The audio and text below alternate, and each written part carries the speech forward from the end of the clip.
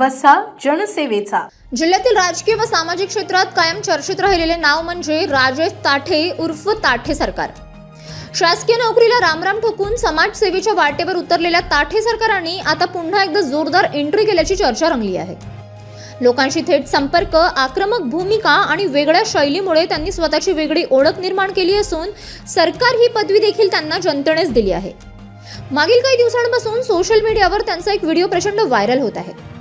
प्रजासत्ताक दिनाच्या शुभेच्छा देताना त्यांनी जिल्ह्यातील प्रश्नांवर भाष्य केले आणि आगामी राजकीय वाटचालीचे संकेत सुद्धा दिले.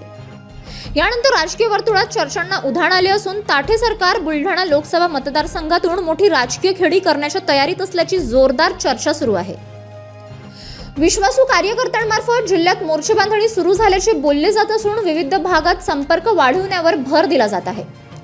मराठा म्हणजेच पाटील समाजासह सर्वसामान्यांशी असलेले घट्ट संबंध आणि आक्रमक शैलीमुळे येणाऱ्या 2029च्या लोकसभा निवडणुकीत ते थेट रिंगणात उतरणार असल्याचे स्पष्ट संकेत मिळत आहेत.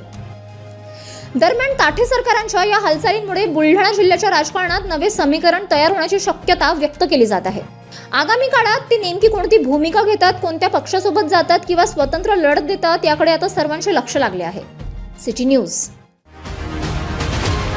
बातम्या व जाहिरातीकरिता संपर्क मोबाईल क्रमांक 9822 72 0784.